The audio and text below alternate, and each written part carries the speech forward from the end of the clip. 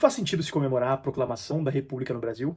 Essa é uma pergunta especialmente pertinente nesse dia 15 de novembro de 2024, quando alguns celebram os 135 anos da proclamação da República no nosso país, que na verdade aconteceu no dia 16. No dia 15 o que aconteceu foi a deposição pelo Marechal Deodoro e as tropas por ele comandadas do Visconde de Ouro Preto da posição de presidente do Conselho de Ministros do Brasil, que era o equivalente ao primeiro-ministro na época.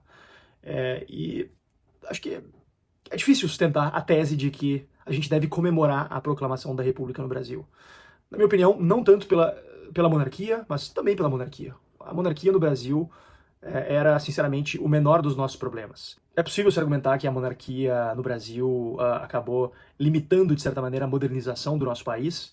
Isso a gente vê em alguns episódios históricos, como a ascensão e a queda do Barão de Mauá, que, por ser alguém de fora da corte, teve muita dificuldade em adentrar esse mundo, mesmo sendo o empresário mais bem-sucedido do Brasil, em determinado momento o brasileiro mais rico do mundo e uma das pessoas mais ricas do mundo. Mas o problema foi que, com a deposição do imperador Dom Pedro II, a gente perdeu também uma das maiores conquistas institucionais e um dos maiores diferenciais do Brasil à época em relação aos outros países latino-americanos, que é o parlamentarismo. O fato de o Brasil ter sido uma monarquia parlamentarista foi o que garantiu a relativa estabilidade dentro do nosso território em comparação com outros países que tinham sucessivos golpes de Estado, um após o outro. E a proclamação da República, na verdade, foi no Brasil o que deu início também à criação de uma cultura de golpe de Estado, especialmente liderados por militares. A proclamação da República foi o primeiro golpe militar da história do Brasil, dos muitos que tivemos. Houve uma série de crises que acabaram fazendo com que o imperador perdesse a sua popularidade. O fato de que o imperador não havia se envolvido, e inclusive sua herdeira havia se envolvido, de fato, positivamente na abolição da escravatura, pesou contra o imperador, tirando sua popularidade perante grandes proprietários de terra que se beneficiavam desse absurdo histórico da escravatura. O ressentimento dos militares em relação ao imperador, e especificamente no ato da proclamação da República em relação ao Visconde de Ouro Preto, que era visto por Deodoro e por boa parte das lideranças militares como alguém que perseguia os militares. Isso também acabou levando à proclamação da República, à deposição do imperador e do seu gabinete. Finalmente, a questão religiosa.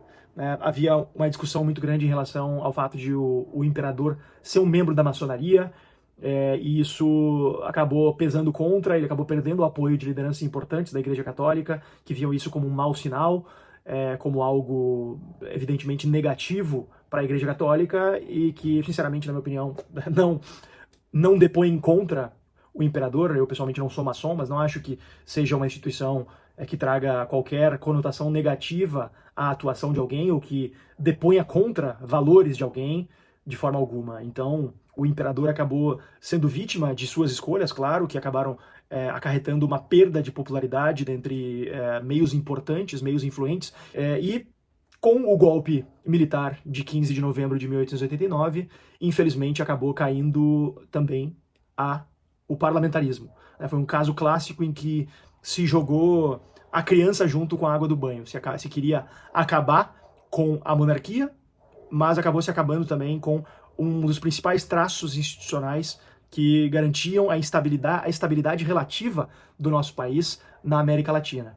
É claro que Deodoro da Fonseca e Floriano viram na República Presidencialista aos moldes, teoricamente aos moldes dos Estados Unidos, e a nossa primeira Constituição republicana, a Constituição de 1891, era uma tentativa clara de cópia da Constituição republicana americana.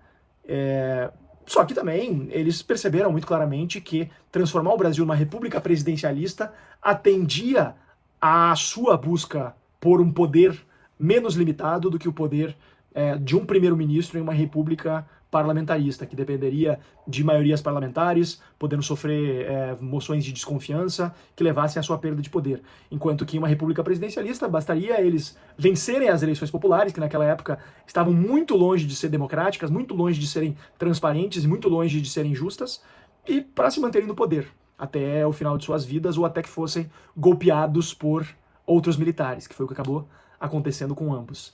Então, na minha humilde opinião, ali fazendo a conta, acho que, sinceramente, não faz o menor sentido se comemorar a proclamação da República, se comemorar o fim da monarquia e especialmente o fim do parlamentarismo.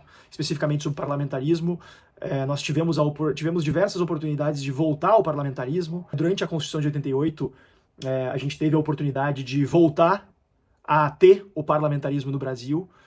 Chegamos muito perto, aliás, de voltar ao parlamentarismo, como conta esse livro aqui interessantíssimo, chamado 1988, Segredos da Constituinte, do Luiz Macluf Carvalho. Aqui ele conta muito claramente como é que foi a história dos debates constitucionais, dos principais debates constitucionais, em especial da decisão sobre o Brasil seguir sendo um país presidencialista ou voltar a ser um país parlamentarista.